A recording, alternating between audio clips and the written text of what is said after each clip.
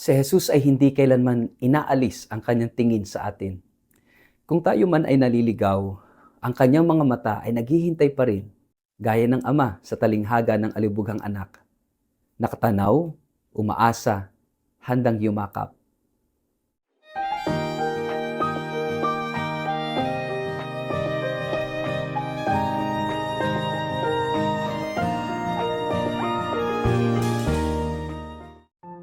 Ang mabuting balita ng Panginoon ayon kay San Juan. Nakikinig sa akin ang aking mga tupa. Nakikilala ko sila at sumusunod sila sa akin. Binibigyan ko sila ng buhay na walang hanggan. Kailan may hindi sila mapapahamak at hindi sila maaagaw sa akin ninuman. Ang aking ama na siyang nagbigay sa kanila sa akin ay lalong dakila sa lahat at hindi sila maaagaw ninuman sa aking ama. Ako at ang Ama ay iisa. Ang mabuting balita ng Panginoon. Word of the day, hear what God has to say.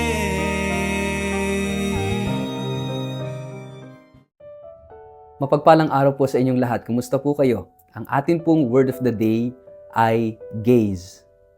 Sabi ni Jesus, nakikinig sa akin ng aking mga tupa. Kilala ko sila at sumusunod sila sa akin. Ang Diyos ay hindi lang tumatawag, siya rin ay tumitingin. At ang kanyang tingin ay hindi malamig, hindi malayo, kundi puno ng malasakit at pagmamahal. Hindi ka lang basta isa sa marami. Ikaw ay tinitingnan ng Diyos ng personal.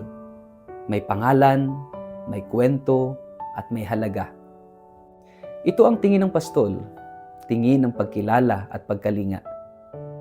Totoo rin ito sa kabilang banda. Ang mga tupa ay tumitingin sa pastol. Ang kanilang kaligtasan ay nakasalalay sa kung saan nakatuon ang kanilang paningin. Sa gitna ng mundo ngayon, napakaraming bagay ang umaagaw sa ating tingin.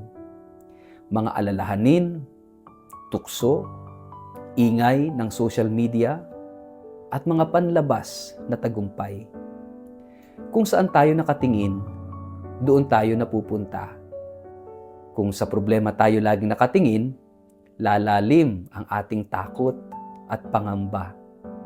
Pero kung sa Diyos tayo nakatitig, lalalim ang ating pananampalataya. Tulad ni Pedro na lumakad sa tubig habang nakatingin kay Jesus. Pero lumubog nang ilihis ang tingin sa alon. Gayon din po ang ating buhay espiritual. Kung gusto nating manatili sa kanyang presensya, ang ating mga mata ay dapat laging nakatuon sa kanya. Isa sa pinakamatamis na pahayag sa Ebanghelyo ay ito: walang makaaagaw sa kanila mula sa aking kamay. Mga kapatid, ito ay tingin ng katiyakan. Minsan, sa ating kahinaan, pakiramdam natin ay malayo ang Diyos. Minsan, ayaw na nating tumingin sa Kanya dahil sa bigat ng ating kasalanan o kahihiyan. Pero ang katotohanan ay ito: si Jesus ay hindi kailanman inalis ang Kanyang tingin sa atin. Kung tayo man ay naliligaw, ang Kanyang mga mata ay naghihintay pa rin, gaya ng ama sa talinghaga ng alibughang anak. Nakatanaw, umaasa, handang yumakap. Ang tingin ng Diyos ay hindi panunumbat, kundi paanyaya. Anak, tumingin ka sa akin. Ako ang iyong pastol. Ako ang iyong buhay. Ngayong araw, marahil ikaw ay pagod, sugatan o nawawala. Maaring maraming ibang bagay ang umaagaw sa iyong atensyon at damdamin. Pero naririto si Jesus, ang mabuting pastol, naghihintay sa ating tingin. Ang paanyaya niya ay simple, pero makapangyarihan. Makinig ka sa akin. Sumunod ka sa akin. Tumitig ka sa akin at huwag kang matakot. Sa kanyang mga mata may kapayapaan. Sa kanyang tingin may pagpapagaling.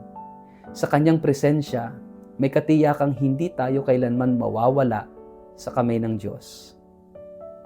Mga kapatid, ang ating kaligtasan ay hindi nakadepende sa pagiging perpekto, kundi sa kung saan tayo tumitingin.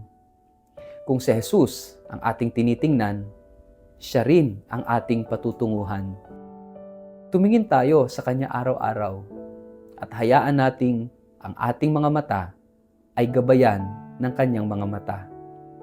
At sa huli, kapag tayo nakaharap na sa Kanya sa kalulahatian, masasabi nating, sa iyo lamang ako tumingin at ikaw ay naging sapat na sa akin.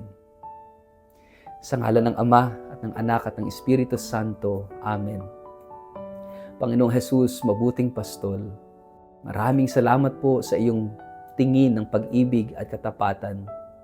Sa kabila ng aking kahinaan, hindi mo ako inalisan ng tingin. Turuan mo po akong tumingin sa iyo araw-araw. Sa gitna ng takot, tukso at pagod. At sa bawat pagtitig ko sa iyo, baguhin mo ang aking puso at patatagin mo ang aking landas patungo sa buhay na walang hanggan. Amen. Pagpalain po kayo at ingatan ng makapangyarihang Diyos, Ama, Anak at Espiritu Santo. Amen. Happy Mother's Day po sa lahat ng mga nanay at Happy Good Shepherd Sunday.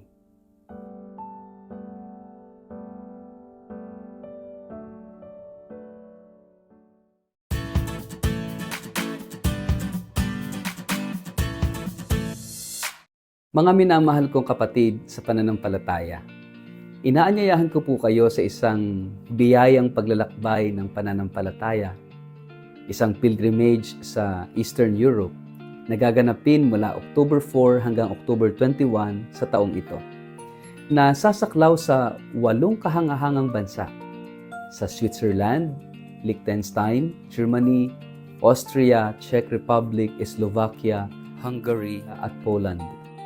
Ang tampok ng banal na paglalakbay na ito ay ang ating debosyon sa Divine Mercy o Banal na Awa, isang tema na napapanahon sa atin ngayon sa panahon ng pagsubok at pananabik sa pag-asa. Gaya ng sinabi ng ating yumaong Santo Papa Francisco, the mercy of God is the sure source of our hope. At sa ating paglalakbay, bibisitahin po natin ang mga sagradong lugar kung saan sumibol at lumaganap ang mensahe ng awa ng Diyos.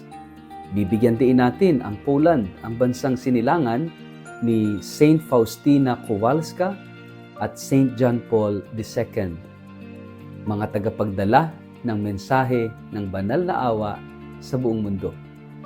Ito hindi lamang isang biyaheng panlabas, kundi higit sa lahat, isang panloob na paglakbay ng puso.